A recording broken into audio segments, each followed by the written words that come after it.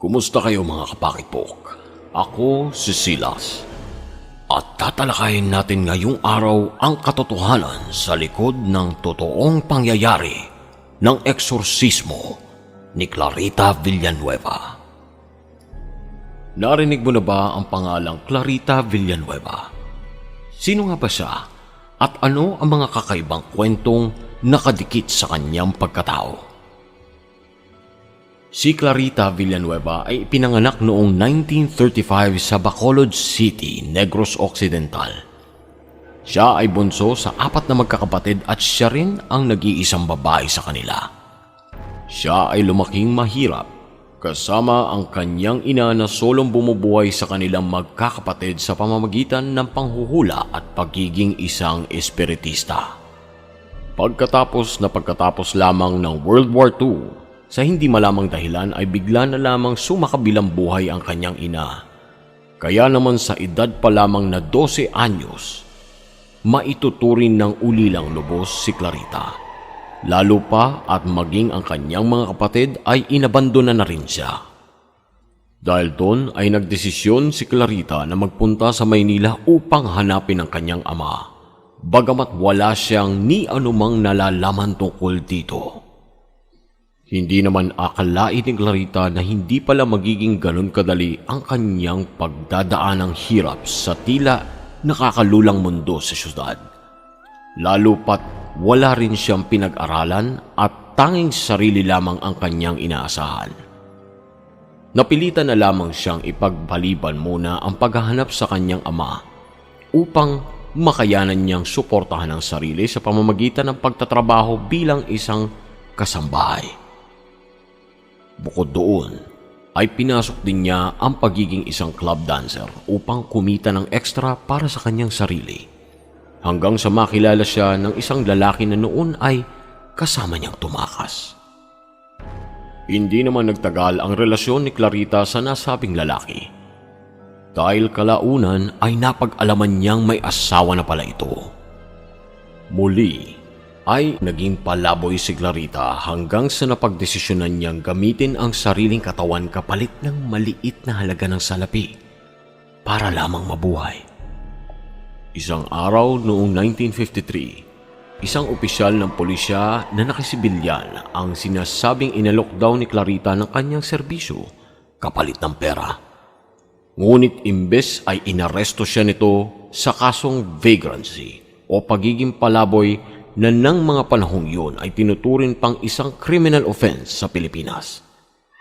Bagamat hindi maliwanag kung nakasuhan din siya sa kasong pagbebenta ng katawan. Si Clarita ay ipiniit noon sa Old Bilibid Prison na ngayon ay tinatawag ng Manila City Jail na nakilala rin bilang Cárcel y Presidio, correctional na itinatag ng Spanish colonial government noong 1865. Dito ipiniit ng mga Hapones ang mga nahuhuli nilang sibilyan at POW o prisoners of war.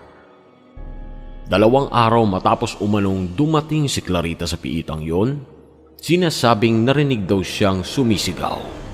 Pagkatapos ay nawawalan ito ng malay. Nang siya ay magising, sinabi ni Clarita na inatake raw siya ng 2 lalaki na paulit-ulit daw kinakagat ang kanyang liig, likod, mga braso, pati na ang kanyang mga binti. Si Clarita ay nakadetain sa Women's Division ng piitan kaya naman imposible yung mangyari.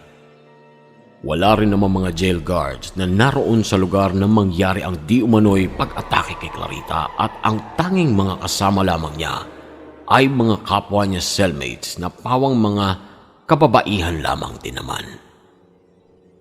Tinawag ng mga media news outlets bilang The Thing ang mga umataking ito kay Clarita matapos niya itong ilarawan.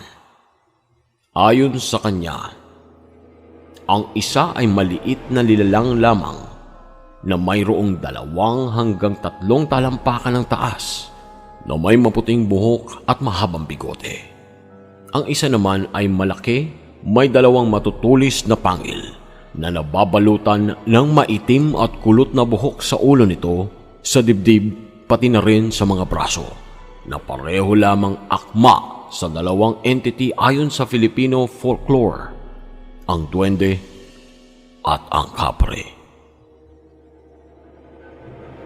Dahil sa araw-araw na pagpapasakit umano ng mga bagay na yun kay Clarita, ito ay nagdulot ng kaguluhan sa loob ng piitan.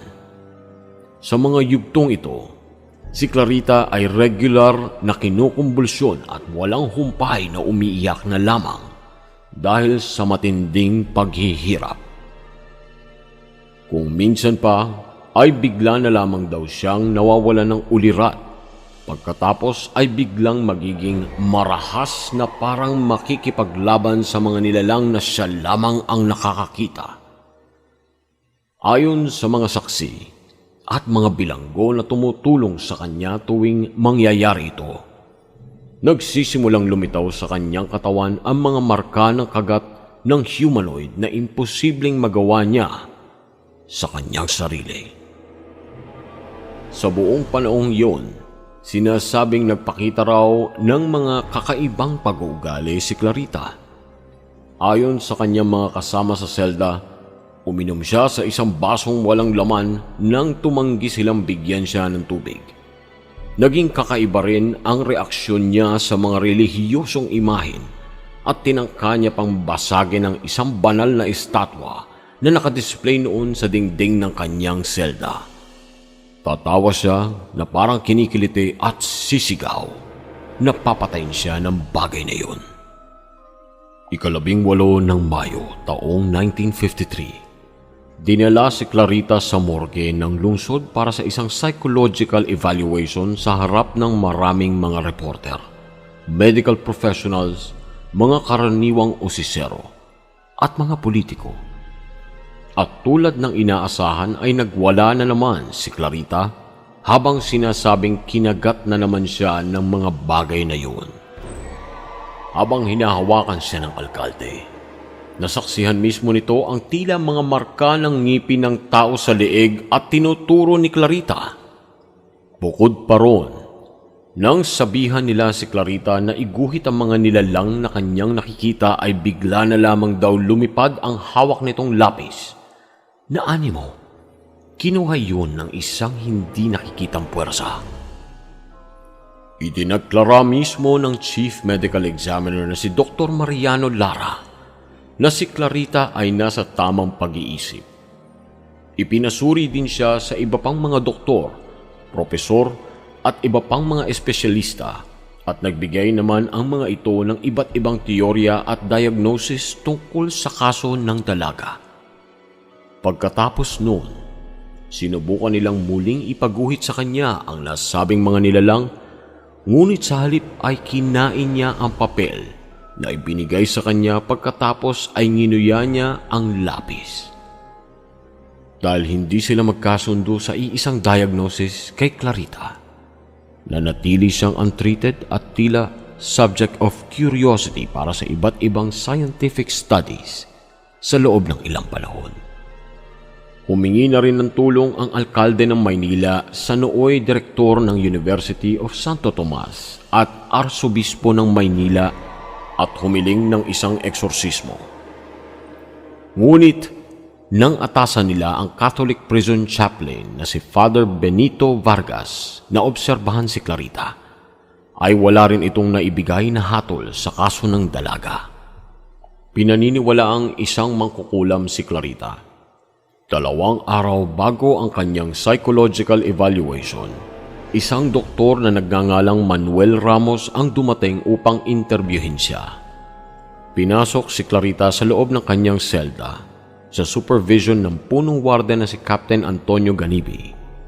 Nang akusahan ni Ramos si Clarita na gawa-gawa lamang nito ang peking mga pag-atake upang makakuha ng atensyon, di umano'y isang masamang tingin ang ipinukol ni Clarita sa kanya pagkatapos ay sinabi ng dalaga sa mahina at garalgal na boses na si Ramos daw ay mamamatay. Nakinabukasan ay nagkatotoo naman agad nang biglang atakihin sa puso si Ramos. Gayong tila malusog naman ang pangangatawan nito. Matapos ang balita ng pagpanaw ng doktor, sinabi ni Ganibi na siya rin ay isinumpa ni Clarita. Ayon sa kanya, minsan tinanong siya ni Clarita kung nasaan ang maliit na metal crucifix na karaniwan niyang suot. Nang sabihin niyang hindi niya alam, sabi raw ni Clarita na tignan niya ang kanyang bulsa. Paglabas nila, si Ganibi ay natakot nang makita ang crucifix kung saan itinuro ni Clarita na tignan niya. Ngumiti raw si Clarita at binalaan siya na huwag siyang pag-aalalahin ng ganon kung hindi ay mamamatay siya. May mga alegasyon na minsan daw sinisipa ni Ganibi si Clarita habang nakakaranas ito ng mga epileptic episodes. Nakaligtas naman ng ilang araw si Ganibi sa sinasabing sumpa sa kanya ni Clarita. Di tulad ni Ramos, ngunit sa loob ng ilang linggo, bigla na lamang bumagsak ang kanyang kalusugan at kalaunan ay sumakabilang buhay siya na parang lantang gulay. Dahil dito, nagkaroon ng kalituhan kung si Clarita ay biktima nga ba ng demonic possession o siya ba ay isang mangkukulam. Nang makarating ang kaso ni Clarita sa isang Amerikanong protestante na ministro at televangelist na itinuturing na ama ng Kristiyanong telebisyon na nagngangalang Lester Frank Sumrall, sinabi niyang siya ang makakatulong kay Clarita. Naniniwala raw siya na ipinadala siya ng Diyos upang tulungan ang dalagita. Dahil doon ay nakipag-ugnayan siya sa alkalde ng Maynila upang makalapit siya kay Clarita. Pumayag naman ang alkalde sa kondisyong hindi siya mananagot sa anumang masamang maaaring mangyari sa pari. 19 ng Mayo na magkita sina Clarita at Pastor Sumrall. Pagkita pa lamang daw ni Clarita sa pastor ay kung ano-anong insulto na ang kanyang binanggit. At sinabi rin niya kung gaano siya kagalit sa Diyos gamit ang wikang Ingles. Marami ang nagulat dahil ang alam nila ay wikang Tagalog at Ilonggo lamang ang kayang bigkasin ng dalaga. Doon ay nakumbinsi ang pastor na sinasapian nga ng demonyo si Clarita. Ipinagbawal ni Pastor Sumrall ang pagbibigay ng anumang gamot kay Clarita. Maging ang ibang mga religious people ay hindi rin maaaring lumapit sa dalaga upang siya ay ipagdasal upang si Jesus lamang at wala nang iba ang makatanggap ng kaluwalhatian.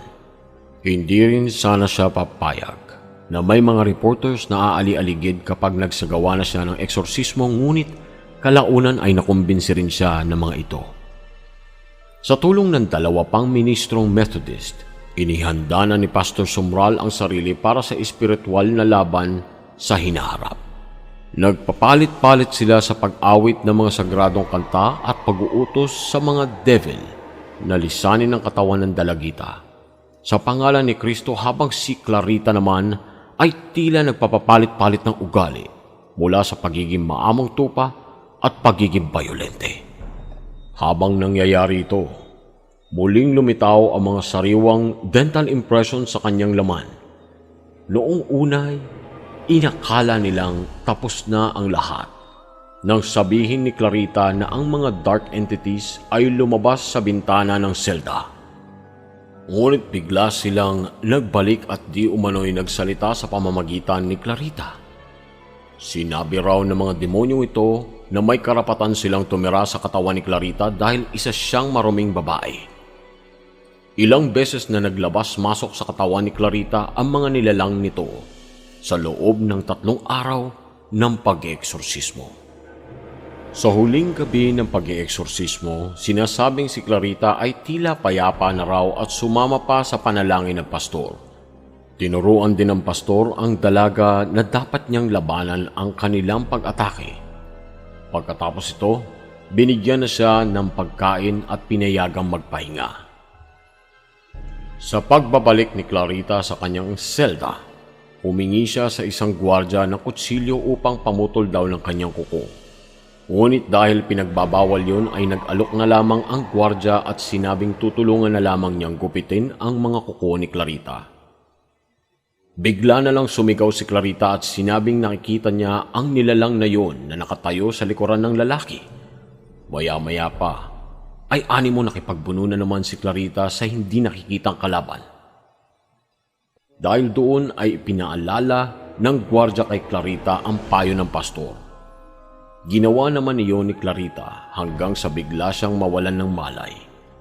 Inilagay siya ng mga otoridad sa isang mesa upang suriin at nakita nila ang tila magaspang na itim na buhok na mga 2 pulgada ang haba sa ilalim ng kanyang nakakuyom na kamao at mga kuko.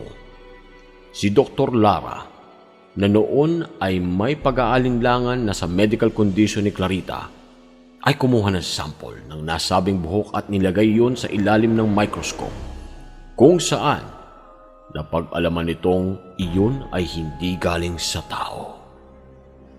1 linggo pagkatapos ang kanyang eksorsismo, dumalo si Clarita sa kanyang pagdinig sa kasong vagrancy kung saan napagpasyahan siyang padala sa Welfareville, isang tahanan para sa mga walang tirahan at napabaya ang mga bata upang makakuha ng tamang pag-aalaga, edukasyon at pagsasanay.